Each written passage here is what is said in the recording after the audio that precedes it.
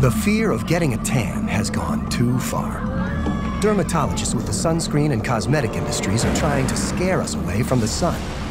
The sun has become our enemy in the eyes of the pharmaceutical companies. We have been told for so many years now the sun is bad, that getting skin cancer is what's going to happen if you get into the sun. And I really think if you look out your window and you look at nature and the greens and the flowers and everything that comes from nature, you realize really quickly that everything that we see is flourishing due to the sun. And we have been kind of like not wanting to be exposed to the sun for really too many years. Probably one of the most important nutrient hormones that humans need is, in fact, coming from the sun for free. But you have to take advantage of it. And it doesn't mean to go out and bake in the sun. Humans have always depended on the sun for their vitamin D requirement. And it's over the past 40 years that it's been suggested that you should never be exposed to direct sunlight. That is one of the major causes of the vitamin D deficiency pandemic. Doctors have observed that where there's less sun, there's more cancer, flu, and even autism. For instance, there's more of these diseases in winter, which has less sunlight.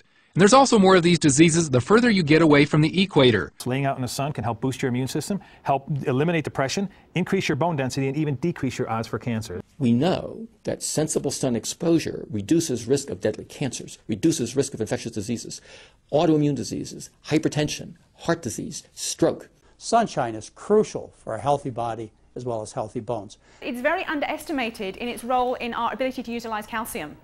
People get very obsessed about calcium. Are we getting enough? Where are we getting it from? They fail to recognize that unless they're getting sufficient natural sunlight on their skin, it doesn't matter how much calcium they consume, they're not going to be able to utilize it anyway. Sunlight exposure is important for more than just reasons of vitamin D. You actually need to get sunlight in your eye in order to maintain a happy state of mind. You've probably heard of seasonal affective disorder, yeah? Where people who don't get enough sunlight become depressed. By getting sunlight into the eye from reflected objects, we raise the serotonin level, which is what Prozac and some of these antidepressive drugs do. And it does actually, it's been proven that sunlight does a better job in raising serotonin than most of the antidepressive drugs. זה מעורר את העיניים בשמש. אנחנו מאוד בעד להסתגל לשמש, לכן אני מאוד נגד משקפי שמש. You want to avoid the use of sunglasses. If you wear glasses, pretty much any type of glass will filter out many of the beneficial wavelengths that are in sunlight. There's at least 1,500 wavelengths that you need to nourish the retina, and if you're not getting those wavelengths, your eye health will be challenged. To avoid burning, which is never good, cover up with clothing or move to the shade rather than ever using any sort of noxious, toxic creams or lotions to put on yourself.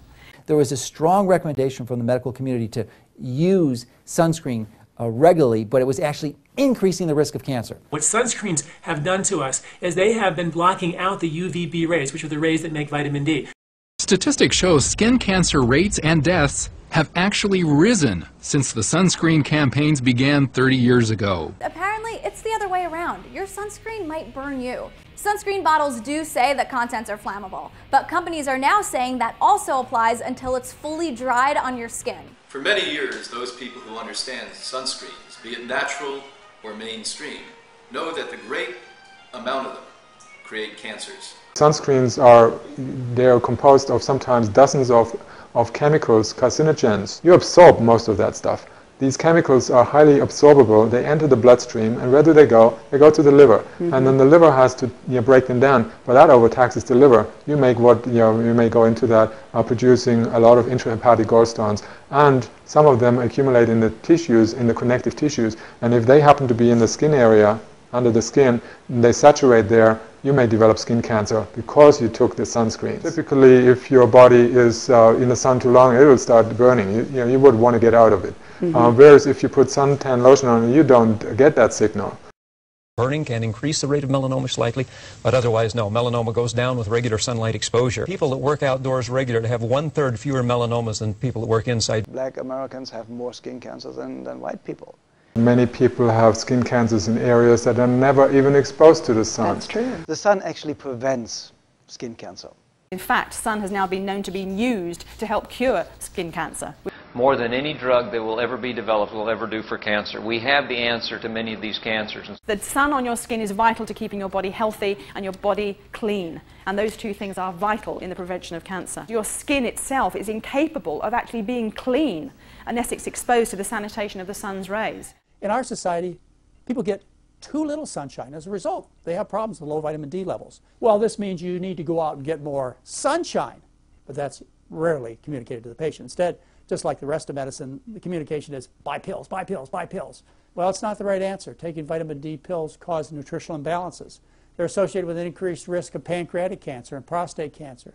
Raises your bad cholesterol.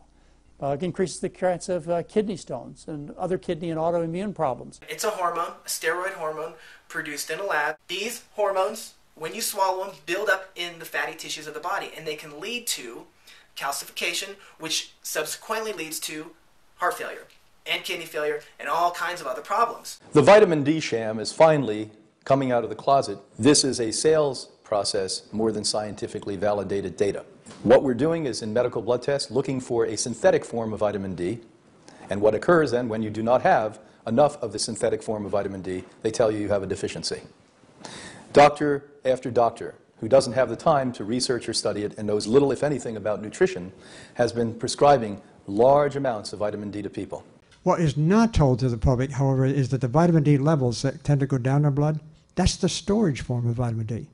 And our storage can go up and down like that. It doesn't necessarily mean it's going to have consequences. It gets metabolized as the body needs it into a metabolite of vitamin D that's 1,000 times more active. And the body is the master at controlling how much of that converts from storage to this. The policy committee, scientists, went back and really looked at the literature fairly carefully on all the vitamin. There's been a lot of research on that. They just concluded, made a conclusion that's basically supporting what I just said. It's really angered, I should say, a lot of people in this country who are selling vitamin D supplements. This is just another ploy by the pharmaceutical/supplement industry to market a product that they make substantial amounts of funds on. The single best way, undisputed, no expert will disagree with this, is to make sure, at least no knowledgeable expert will disagree, is to make sure that you are exposing an appropriate amount of your skin in a safe manner to sunshine, because the ultraviolet B radiation shining on your skin will convert the cholesterol that's in your skin into a vitamin D3, which is then metabolized by your body to the active form. And it does it in a way that is just about perfect. That form of vitamin D manifests and create something in the body, everything from D25 to D3 to D2, which symbiotically work together to make the body have what it needs. It's unique. But unfortunately, this is a mimic, and it doesn't do the real thing. There are people who are consuming the tablets, drinking the milk fortified with vitamin D, and just sell you anything. But yeah, vitamin D people, get out of here with that stuff. Go get you some sunlight. I love you. And Sonny, thank you for the truth you've let me see. And Sonny, thank you for the facts from A to Z. My life was torn like windblown sand.